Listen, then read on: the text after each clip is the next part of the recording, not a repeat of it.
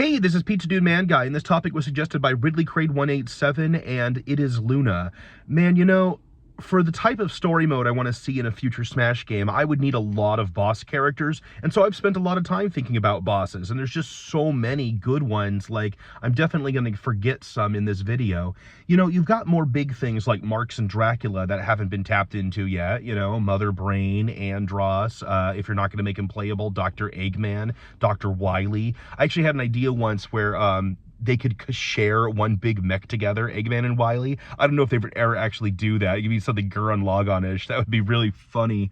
But, besides the big bosses, there's just a lot of, general iconic Nintendo bosses of all time that they could be using. If they're not going to make them playable, King Boo, Goma, Kraid, Wispy Woods, Kracko. We could get some of the ones that we've had before, like Porky and Rayquaza. They could do something new from Pokemon. Like, you got the giant ones from Scarlet and Violet, or the ones from Arceus. That would be really neat. They could pull from the bosses that have just been stage hazards, like Metal Face. I guess if you were going to do one from Fire Emblem, even though people were kind of mixed on Fire Emblem Engage, it could be cool to see a dragon, and Sombron might be a good choice for that. There's so many good options from Splatoon. There's lots of great bosses there.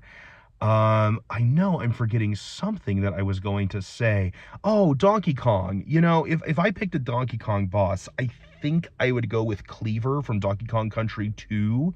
But if you really want to make a deep cut there, you could use instead Kerosene from the Game Boy Advance port. Once again, I don't know if they'd ever actually go for that. But there's so many choices, guys. Choices. There's a lot of good ones for bosses.